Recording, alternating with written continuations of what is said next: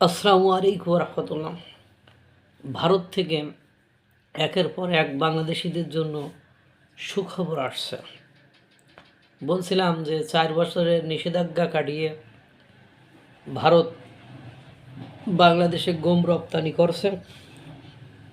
যদিও তুরস্ক মিশর গম গম চাওয়ার পরেও ভারত দিচ্ছে না, তারপরেও ভারত বাংলাদেশে গম রপ্তানি শুরু করেছে এবং আমদানিকারকরা গম আমদানি করার জন্য তোড়জোড় বা লাফঝাপ লাগিয়ে দিয়েছে। অর্থাৎ তারা গম আমদানি করার জন্য ব্যাপক প্রচেষ্টা অব্যাহত রেখেছে বা চালাচ্ছে এবং ভারতও গম দিচ্ছে। পাশাপাশি পাটজাত দ্রব্য, তামাক, সুপারি এগুলোর উপরে যে নিষেধাজ্ঞা দিয়েছিল সেগুলো তুলে নেবে। এবং সবচেয়ে বড় যে নিষেধাজ্ঞাটা ছিল সেটা হলো ভিসার উপরে।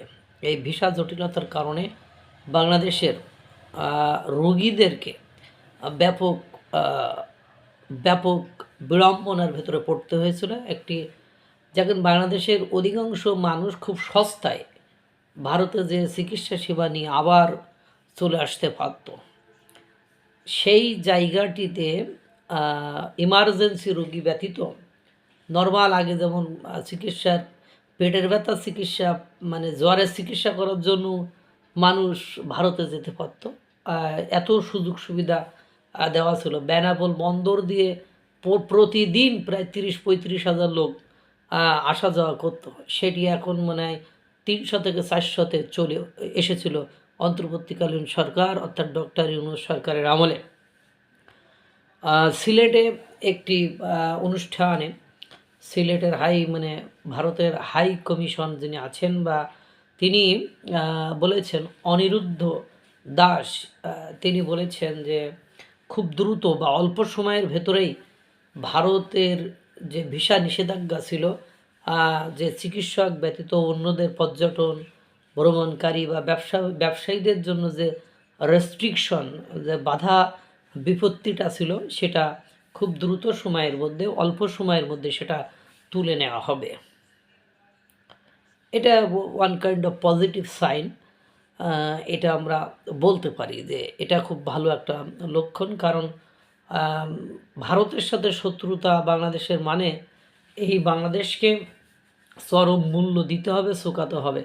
এই কয়েক মাসে বাংলাদেশের অনেক ব্যবসায়ী দেউলিয়া হয়ে গেছে শুধু ভারতে যে ব্যবসা করতে না পারার কারণে।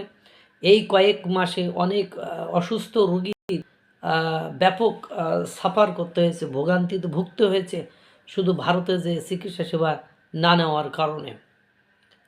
আমারই পরিচিত এক ছেলে, সে লিভার প্রবলেমে ভুগতেছে, লিভার সিরোসিস এই ধরনের অবস্থা খুব খারাপ তার। সে ভারত থেকে চিকিৎসা নিয়ে মোটামুটি ভালোই ছিল। পরবর্তীতে এই যে ভিসা জটিলতার কারণে সে আর যেতে পারেনি। এখান থেকে ফোন টোন দিয়ে আগে যে প্রেসক্রিপশন ছিল সেটা দিয়েই সে চিকিৎসা নিচ্ছে। কিন্তু বাস্তবতা দেখেন কোথায় আটকে গিয়েছে। আপনাদের ওই পিনিকির কথা শুনিয়ে আপনি সিঙ্গাপুরে যাবেন, সিঙ্গাপুর যাইতে আসতে যে বিমান ভাড়া, এই টাকা দিয়ে আপনি 20 বার ভারতে যাইবেন আর আইবেন, বেনাপোল বন্দর দিয়ে যাবেন আর আসবেন, 20 বারও শেষ হবে না। ওদের একবারে যে টাকা লাগবে আপনি 20 টাইমস আপনি যদি ওই ভারতে যাবেন, আসবেন, চিকিৎসা নেবেন, আপনার শেষ হবে না। কিন্তু দুর্ভাগ্য হলো সত্য যে এই বাস্তবতা থেকে যে কোনো একটি কারণে, যে কোনো একটি মহলের কুচক্রিতার কারণে, ভণ্ডামির কারণে এইটা আমাদেরকে গুনতে হয়েছে। এই প্রবলেমে, এই সমস্যায় বাংলাদেশের মানুষকে পড়তে হয়েছে। তো আশা করা যাচ্ছে অনিরুদ্ধ দাস সিলেটের ওখানে যে বক্তব্য তিনি পেশ করেছেন, তাতে করে বোঝা যাচ্ছে যে অতি অল্প সময়ের ভেতরেই যে জটিলতাগুলো ছিল।